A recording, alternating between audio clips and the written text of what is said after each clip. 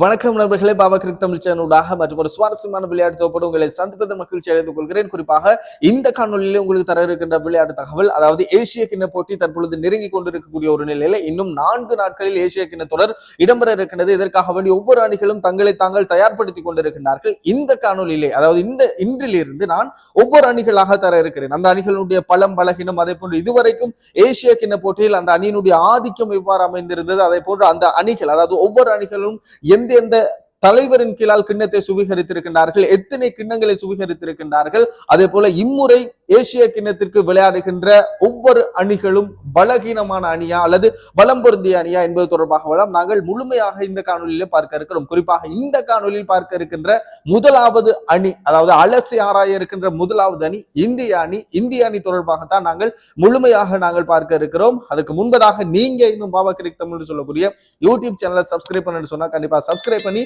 அந்த bell icon அப்படி ஒரு தட்டி விட்டுருங்க. காரணம், நான் போடுகின்ற ஒவ்வொரு வீடியோக்களும் உங்களுக்கு உடனுக்குடன் நோட்டிபிகேஷன்ல வந்து விழும். அதே போல உங்களுக்கு இந்திய அணியை பிடிக்குமா இருந்தா மறக்காம கமெண்ட்ஸ் வாயில ஐ லவ் யூ இந்தியா என்பதாக கமெண்ட்ஸ் வாயிலாக குறிப்பிடுங்க. இப்போ வாங்க இந்த வீடியோக்குள்ள போகலாம்.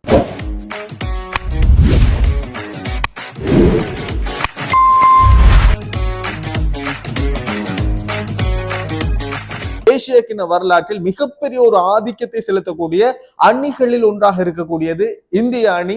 இம்முறையும் ஃபேவரேட்டாக இருக்கக்கூடிய, அதாவது என்னுடைய அந்த பாபா கிரிக் ரிவ்யூ அடிப்படையில் நம்பர் 1 முதலாவது இடத்துல நான் வைத்துக்கிற அணி இந்திய அணி. அதுக்கு அடுத்தபடியாக நாங்கள் ஒவ்வொரு அணிகளுடைய நாங்கள் பார்க்கும் பொழுது பார்ப்போம். நாங்கள் எப்பொழுதுமே, அதாவது அது ஒரு ரசிகனாக கூறும் பொழுது இந்திய அணி ஃபேவரேட்டான அணியாக இருக்கின்றது. இம்முறை இந்த ஏசிய கிண்ணத்தை தூக்கக்கூடிய ஒரு அணிகளில் மிக பலமை வாய்ந்த அணியாக இந்திய அணி இருக்கின்றது. ஏசிய கிண்ண போட்டியை பொறுத்தவரையில இந்திய அணியினுடைய பலம் மிக அதிகமாக இருக்கின்றது. அதாவது இந்திய அணியுடைய ஆதிக்கம் அதிகமாக இருக்கின்றது. இதுவரைக்கும் இந்திய அணி மொத்தமாக 8 ஏசிய கோப்பைகளை சுவீகரித்திருக்கின்றார். குறிப்பாக ஏசிய கிண்ண போட்டி ஆரம்பிக்கப்பட்ட முதலாவது தொடரே இந்திய அணி, சுனில் கவாஸ்கர் தலைமையிலான இந்திய அணி கிண்ணத்தை சுவீகரித்திருந்தார்கள். குறிப்பாக இது 1984ஆம் ஆண்டு இடம்பெற்ற 50 ஓவர்கள் கொண்ட போட்டியில் இடம்பெற்ற போட்டியிலே முதல் முறையாக ஏசிய கிண்ண போட்டியை சுவீகரித்த இந்திய அணி. இதுவரைக்கும் இடம்பெற்ற ஏசிய கிண்ண போட்டி, இறுதியாக இடம்பெற்ற ஏசிய கிண்ண போட்டியில் கூட இந்திய அணி தான் நடப்பு சாம்பியனாக இருக்கின்றார்கள் 50 ஓவர்கள் கொண்ட போட்டியிலே. எல்லாருக்கும் தெரியும், இலங்கை வெர்சஸ் இந்திய அணி இருக்கலான போட்டி. இந்த போட்டி பாகிஸ்தானில் நடத்தாமல் இலங்கையில் நடத்தி இருந்தது. அந்த போட்டியிலே இறுதிப் போட்டிக்கு இலங்கை வெர்சஸ் இந்திய அணிகள் மோதிக்கொண்டார்கள். இலங்கை அணியினுடைய ரசிகர்கள் கேவலப்பட்ட ஒரு நாளாகவும் அந்த நாள் இருக்கும். காரணம், இலங்கை அணி 54 ஓட்டங்களுக்குள் அப்படியே சுருட்டி எடுத்து விட்டார்கள். குறிப்பாக முகமது சிராஜ் 6 விக்கெட்டுகளை கைப்பற்றி அசத்தி சும்மா தூள் கிளப்பி இருந்தார். சிராஜினுடைய பந்தை தாக்கு பிடிக்க முடியாம இலங்கை அணி வெறுமனே 54 ஓட்டங்களுக்குள் சுருண்ட வரலாறு, அதே போல இலங்கை ரசிகர்கள் கேவலப்பட்ட வரலாறு. அது இறுதியாக இடம்பெற்ற போட்டியில் கூட இந்தியா நடப்பு சாம்பியனாக கூட இருக்கின்றது. T20 ஃபார்மட் அல்ல, ஒரு நாள் ஃபார்மட். ஆனால் T20 ஃபார்மட்டை பொறுத்தவரையிலே இதுவரைக்கும், இதற்கு முன்னர் இடம்பெற்ற T20 பொறுத்தவரையிலே அது இலங்கை அணி தான் சாம்பியனாக இருந்து கொண்டிருக்கிறார்கள்.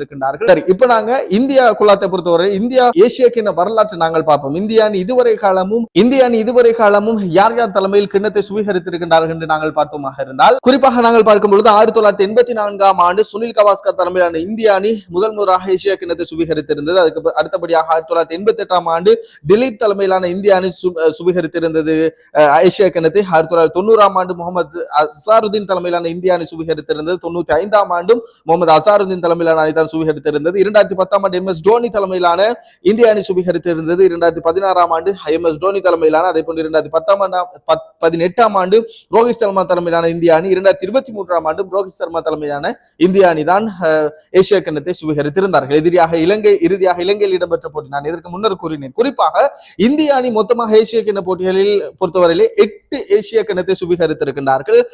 8 ஏசிய கிண்ணத்தை சுவீகரித்து ஏசியா கிண்ண தொடரில் ஒரு பலம் பொருந்திய அணியாக தொடர்ச்சியாக நிரூபித்துக் கொண்டிருக்கின்றார்கள் இந்திய அணி. இம்முறை இடம்பெற இருக்கின்ற ஏசிய கிண்ண போட்டிக்காக வேண்டி இந்தியா குழாம் அறிவிக்கப்பட்டிருக்கின்றது. இந்த குழாம் தொடர்பாக நாங்கள் பார்த்துவிட்டு இம்முறை இடம்பெற இருக்கின்ற ஏசிய கிண்ண தொடரில் விளையாட இருக்கின்ற 11 யார் என்பதாகவும் நாங்கள் பார்க்க இருக்கிறோம். குறிப்பாக இந்த ஸ்குவாடை பொறுத்தவரையிலே, இந்த இந்தியா இம்முறை அறிவித்த ஸ்குவாடை பொறுத்தவரையிலே சூரியகுமார் யாதவ் அணியினுடைய தலைவர், அதே போன்று சுப்மன் கில் மீண்டும் அணிக்குள் வந்திருக்கின்றார். அதே போன்று அபிஷேக் சர்மா, திலக் வர்மா, ஹார்திக் பாண்டியா, அதே போல சிவம் துபே, நிதிஷ் சர்மா, அக்சர் பட்டேல், பும்ரா, வருண் சக்கரவர்த்தி, ஹர்ஷிப் சிங், குல்தீப் யாதவ், சஞ்சு சாம்சன், ஹார்திக் ராணா, ரிங்கு சிங் ஆகியோர் தான் இந்த குழாத்தில், அதாவது இந்தியா கிரிக்கெட் சபையின் மூலமாக அறிவிக்கப்பட்ட குழாம் தான் இது. இந்த குழாத்தை பொறுத்தவரையிலே நாங்கள் பார்க்கும் பொழுது ஒரு சில வீரர்கள் அணிக்குள் உள்வாங்கப்பட்டார்கள், மீண்டும் அணிக்குள் உள்வாங்கப்பட்டார்கள். அதே போன்று ஒரு சில வீரர்கள் அணியை விட்டு தூக்கப்பட்டிருக்கின்றார்கள். குறிப்பாக இசான் கிசான் அணியிலே இல்லை. அதே போல நாங்கள் பார்த்தோமாக இருந்தால் மிக முக்கியமான வீரராக இருக்கக்கூடிய சிரேஸ் ஐயருக்கு அணிக்குள் வாய்ப்பே வழங்கப்படவில்லை. சிரேஸ் ஐயருக்கு வாய்ப்பு வழங்கப்படவில்லை. அதே போல சுப்மன் கில் மீண்டும் T20 குழாத்துக்குள்ளே வந்திருக்கின்றார், என்ட்ரியாக இருக்கின்றார். இதெல்லாம் இந்தியா குழாத்துக்குள், இந்தியா நாட்டுக்குள், இந்தியா ரசிகர்களுக்கு மத்தியில் ஒரு சில பிரச்சனைகள், பல பிளவுகள் ஏற்படுத்தினது. ஏன் சிரேஸ் ஐயர் அணிக்குள் கொண்டு வரவில்லை, அதே போன்று ரிஷப் பந்த் இந்த குழாத்தில் இல்லை, அதே போன்று SSC ஜெய்ஸ்வால் இந்த குழாத்தில் இல்லை, இப்படி நாங்கள் பேசிக்கொண்டே போகலாம். குறிப்பாக இம்முறை விளையாடுகின்ற இந்தியா என்னுடைய 11 வரை நாங்கள் பார்த்தோமாக இருந்தால் ஆரம்ப துடுப்பாட்ட வீரர் சுப்மன் கில், அதே போல அபிஷேக் சர்மா. காரணம் சுப்மன் கில் அணிக்குள் உள்வந்தமையினால் ஏற்கனவே இதற்கு முன்னர் இடம்பெற்ற ஒரு சில போட்டிகளில் ஆரம்ப துடுப்பாட்ட வீரராக இருந்தவர் சஞ்சு சாம்சனும் அபிஷேக் சர்மாவும் ஆரம்ப துடுப்பாட்ட வீரர்களாக இருந்தார்கள். சுப்மன் கில் உப தலைவராக அணிக்குள் கொண்டு வரப்பட்டமையின் காரணமாக சுப்மன் கில்லை அதாவது சுப்மன் கில் வெளி வைக்க முடியாது. அவர் ஆரம்ப துடுப்பாட்ட வீரராகத்தான் வந்தால் விளையாடுவார், வந்தால் அல்ல அவர் ஆரம்ப துடுப்பாட்ட வீரராக கண்டிப்பாக விளையாடுவார். அப்படியாக இருந்தால் ஆரம்ப துடுப்பாட்ட வீரர் சுப்மன் கில், அதே போன்று அபிஷேக் சர்மா, மூன்றாம் இலக்கத்திலே சஞ்சு சாம்சனுக்கு சந்தர்ப்பத்தை வழங்குவார்கள். காரணம் சஞ்சு சாம்சன் அண்மை காலமாக சிறப்பாக அவர் ஒரு ஃபோமில் இருந்து கொண்டிருக்கிறார். குறிப்பாக அண்மை காலத்தில் இடம்பெற்ற ஒரு சில உள்ளூர் போட்டிகளிலே சதம் அடித்திருந்தார், அதை அரை சதம் அடித்து கலக்கி இருந்தார். எனவே சஞ்சு சாம்சனுக்கு 3ஆம் இலக்கம் வழங்கப்படும். அப்படி இல்லை என்று சொன்னால் சஞ்சு சாம்சனுக்கு 5ஆம் இலக்கம் வழங்கப்படக்கூடிய ஒரு வாய்ப்புகள் இருக்கின்றன. திலக்வரும் அவை 3ஆம் இலக்கத்தில் போட்டுவிட்டு 4ஆம் இலக்கத்தில் சூரியவர்மா, சூரியகுமார் யாதவ் அணியினுடைய தலைவர் 5வது இலக்கத்திலே சஞ்சு சாம்சன் விளையாடக்கூடிய வாய்ப்புகள் இருக்கின்றது. 6வது இலக்கத்தை பொறுத்தவரை ஹார்திக் பாண்டியா, அதே போன்று துபையா ரிங்கு சிங்குவான்னு நாங்கள் 7வது இடத்தை நாங்க பார்த்தோம்னு சொன்னா துபைக்கு தான் வாய்ப்பு அதிகமாக இருக்கின்றது. ரிங்கு சிங்கை விட அதிரடியாக விளையாடக்கூடியவர் சுவன் துபே. குறிப்பாக சென்னை சூப்பர் கிங்ஸ் அணிக்காக சிறப்பாக சம்பவம் செய்திருந்தார். அது போல 8வது இருக்குது குறிப்பாக அக்சர் பட்டேல், அவர் அணிக்குள் கண்டிப்பாக இருக்கக்கூடிய ஒருவர், கண்டிப்பாக அக்சர் பட்டேல் இருப்பார். அவருக்கு பதிலாக யாரை மாற்ற மாட்டார்கள். காரணம் அக்சர் பட்டேலினுடைய திறமையின் மூலமாக பல போட்டிகள் தோல்வியடைந்த போட்டியை கூட வெற்றிக்கு கொண்டு வந்திருந்தார். மிகச்சிறந்த ஒரு சகலத்துறை வீரர். அதே போல நாங்கள் பார்த்தோமா இருந்தால் 9வது இலக்கத்தில் வருண் சக்கரவர்த்தி விளையாடுவார். வருண் சக்கரவர்த்தி ஒரு சுழல் பந்து வீச்சாளர். வருண் சக்கரவர்த்தியா குல்தீப் யாதவா நாங்கள் பார்த்தோமா இருந்தால் குல்தீப் யாதவை விட வருண் சக்கரவர்த்தி அதாவது மைதானத்துக்கு ஏற்றாற்போல் மாற்றுவார்கள். வருண் சக்கரவர்த்தி ஒரு வலதுகை ஸ்பின் பந்து வீச்சாளர், குல்தீப் யாதவ் இடதுகை பந்து வீச்சாளர். குறிப்பாக வருண் சக்கரவர்த்திக்கு தான் அதிகமாக வாய்ப்புகள் இருக்கின்றன.